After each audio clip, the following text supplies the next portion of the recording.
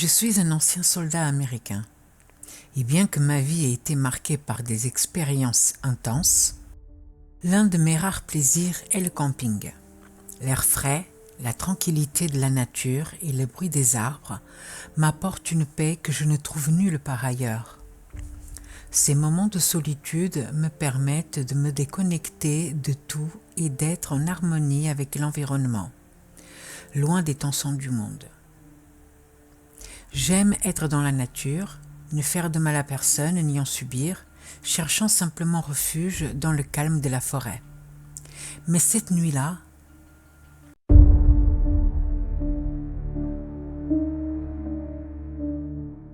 j'étais dans la forêt de Tongass, à plus de 400 km de la ville la plus proche, complètement isolée. Je ne suis pas naïf, j'étais venu préparé.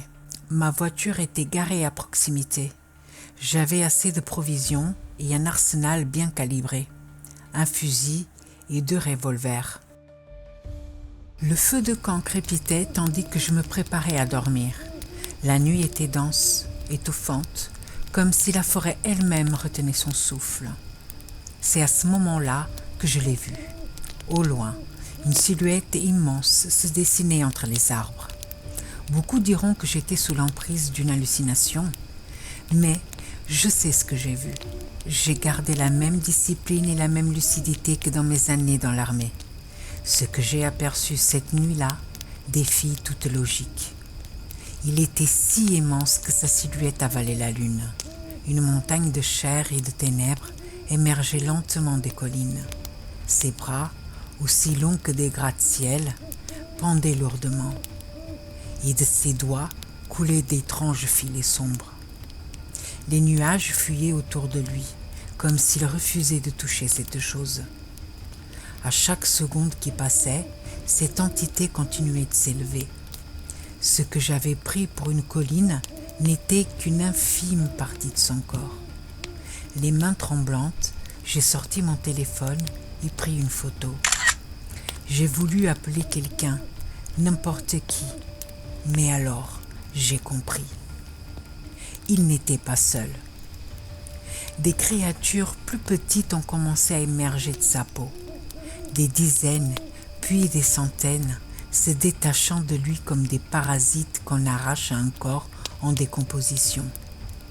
Elles tombaient au sol, se tordant dans l'ombre, laissant derrière elles un liquide visqueux et épais. L'odeur, c'était insupportable. Un haut le cœur me submergea. Je me pliai en deux et vomis sur place. Les jambes tremblantes. Il fallait fuir. J'ai rassemblé mes affaires en hâte, sans même perdre le temps de plier ma tente correctement. L'ordre et la prudence ne comptaient plus. Je voulais juste partir, m'éloigner le plus vite possible. J'ai couru vers la voiture, la peur broyant mes entrailles. Mes doigts, crispés, avaient du mal à tourner la clé de contact. Le moteur rugit enfin. J'ai appuyé sur l'accélérateur aussi fort que possible, laissant derrière moi l'horreur qui se dressait dans la nuit. J'étais sur la route depuis plusieurs minutes, la respiration saccadée. Mon cœur battait encore trop fort. J'ai allumé la radio, espérant une musique, quelque chose pour me ramener à la réalité. Mais il n'y avait que des parasites. D'abord faibles, puis de plus en plus intenses. Ce n'était pas inhabituel aussi loin de la civilisation, mais quelque chose sonnait différemment. Les interférences semblaient trop proches. Je fronçai les sourcils, j'éteignis la radio. Le bruit continua. Une sueur glacée me coula dans le dos.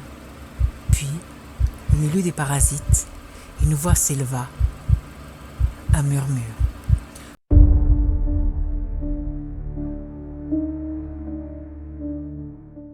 Tu n'aurais pas dû voir ça. Mon sang se glaça. C'était une voix de femme, faible, déformée, comme soufflée dans un vieux micro.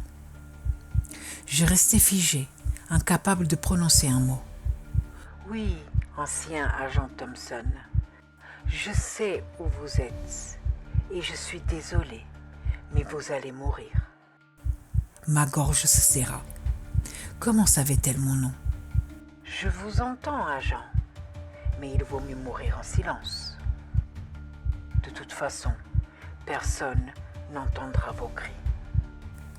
Une panique incontrôlable m'envahit. Qui êtes-vous? Hurlai-je.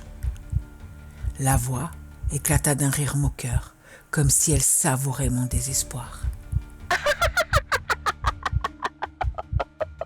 Ce n'est pas pour ce que tu as fait que tu vas mourir, mais pour ce que tu as observé. J'étais tétanisé. Un flash surgit dans mon esprit. Mes missions en Irak, la fumée noire, le sang sur les mains. Je clignais des yeux, essayant de repousser les souvenirs. Je regardais le volant. Il était couvert de sang. Qu'est-ce que c'est que ce bordel? La voix murmura de nouveau, plus proche. Tu n'aurais pas dû me tuer, Thompson. Un frisson d'horreur me traversa. Jessica? Son nom m'échappa dans un souffle. D'un coup, l'image autour de moi changea. J'étais dans une pièce couverte de sang.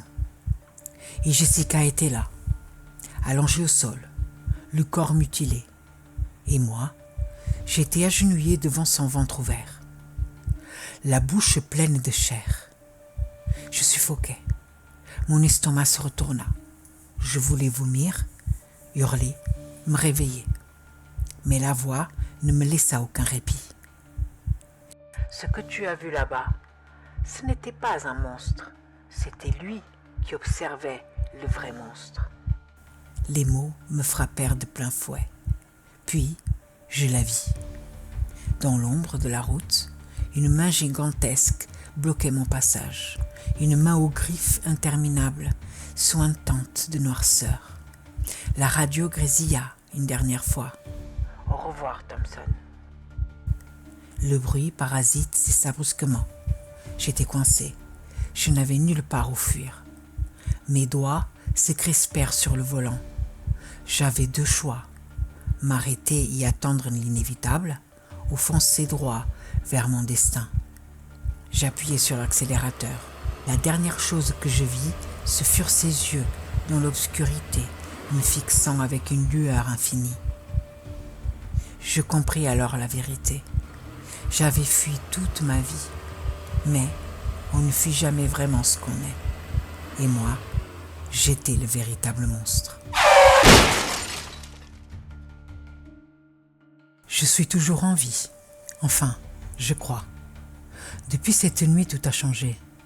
Mon sommeil est hanté par ces murmures, cette voix que je ne devrais plus entendre. Mon reflet dans le miroir me semble étranger. Parfois, je jurerais voir une ombre bouger derrière moi alors que je suis seul. Peut-être que je ne me suis jamais vraiment échappé de cette forêt. Peut-être que ce que j'ai vu cette nuit-là n'était pas une simple créature, mais une vérité que l'humanité n'est pas prête à affronter. Peut-être que je ne suis plus vraiment moi.